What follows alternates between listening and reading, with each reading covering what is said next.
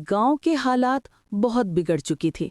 चारों तरफ सूखा पड़ा था, खेत बंजर हो चुके थे और लोग रोज रोज पेट भरने के लिए तरस रहे थे। ऐसे समय में एक गरीब बुनकर रामदीन अपने छोटे से गांव को छोड़कर पास के कस्बे सुरजनपुर जा पहुंचा। रामदीन के पास ना घर था, ना ठिकाना, ना ही काम। थका हारा वो वहां के एक अमीर तेल व्यापारी धर्मदास से मिला। सीठ जी, मैं दूसरे गांव से आया हूँ। काम की बहुत किल्लत हो गई है। क्या आपके पास मेरे लिए कोई काम होगा? धर्मदास सेठ ने रामदीन को ऊपर से नीचे तक देखा और बोले, काम तो है, लेकिन आसान नहीं है। रोज मेरे गोदाम में 40 से 50 तेल के कनस्तर भरने और ढोने होंगे। महीने के अंत में 300 रुपए और 2 वक्त का खाना मिलेगा। रामदीन सोच में पड़ गया। इतना भारी काम, लेकिन अब कोई और चारा भी तो नहीं है। उसने तुरंत हामी भर दी। उस दिन से रामदीन गोदाम में ही रहने लगा और तन मन से मेहनत करने लगा।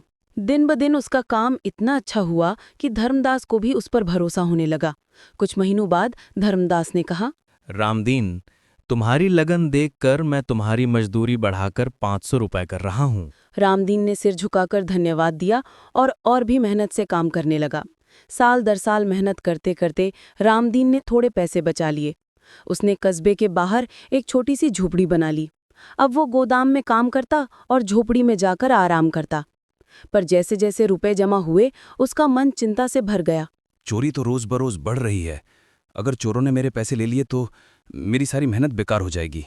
धर्मदास सेठ ने सलाह दी। रामदीन, अगर तुम्हें अपने रुपए चोरी होने की चिंता है और उनको सुरक्षित रखने हैं तो इस कस्बे के जमींदार रघुनाथ सिंह के पास रख दो। लोग कहते हैं वो बड़े ईमानदार और दयालु हैं। उनके पास चौकीदार भी हैं। तुम्हारे रुपए वहां सुरक्षित रहेंगे। रामदीन ने सोचा, ठीक है, यही सही रहेगा। वो अपने लगभग 6200 रुपए लेकर जमींदार के घर पहुंचा। रुको, कहाँ जा रहे हो? जी, मैं जमींदार जी के पास अपने पैसे जमा करने आया हूँ। जमींदार जी, मैंने ये रुपए सालों की मेहनत से कमाए हैं। चोरी का डर लगा रहता है। कृपया इसे अपने पास सुरक्षित रख लीजिए। जमींदार जी, पैसे गिन लीजिए। गिनने की जरूरत नहीं, मुझे तुम पर भरोसा है। चिंता मत करो, तुम्हारे रुपए मेरे पास भगवान की तरह सुरक्षित रहेंगे। रामदीन ने संतोष की सांस ली। रामदीन ने फिर दिल लगाकर मेहनत करना शुरू कर दी। धीरे धीरे 2 साल बीत गए। रामदीन अब थोड़ा साहसी हो गया था। उसने सोचा, अब इतने साल हो गए मजदूरी करते हुए, क्यों ना इन पैसों से और जो जमींदार के पास जमा है उनसे थोड़ी जमीन खरीदकर खुद का काम शुरू करूं। वो जमींदार के पास गया और बोला, जमींदार जी, मैंने आपके पास कुछ रुपए जमा किए थे। मैं उन रुपयों का प्रयोग करना चाहता हूं। जमींदार ने थोड़ा सोचा और सख्त आवाज में बोला, मुझे किसी रुपए के बारे में कुछ पता नहीं। तुमने मेरे पास कोई रुपए जमा नहीं किए थे। तुम 1 साल पहले मेरे पास काम करने आए थे और इसलिए यहां जाकर झूठ बोल रहे हो। रामदीन के पैरों तले से जमीन खिसक गई।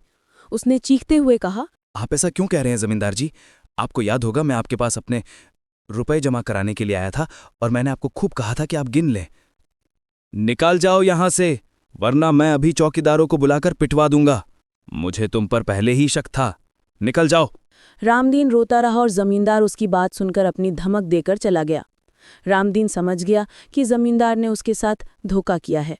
वो रात भर रोता रहा और चीख कर कह रहा था, हे भगवान, मैंने अकेले सालों मेहनत करी और वो रुपए मेरे लिए कितने कीमती थे। अब मैं उन्हें वापस कैसे पा सकूंगा? मुझे कोई रास्ता दिखाओ। तभी उसे एक आई आवाज सुनाई दी, अरे रोते मत, तुम्हारी मेहनत तुम्हें जरूर मिलेगी। वो आवाज इनेस ताचली की दुकान वाली दादी की थी। दादी रोते रामदीन के पास बैठी और उसकी सारी कहानी सुनी। दादी ने मुस्कुराते हुए कहा, अब जो तुम परेशान हो उससे तुम्हारी कोई मदद नहीं होगी, इसलिए चिंता छोड़कर अपना काम करो। रामदीन ने दादी की बात मानकर फिर से मेहनत से काम करना शुरू कर दिया और थोड़े दिनों बाद उसने फिर से जमीन खरीदकर खेती की।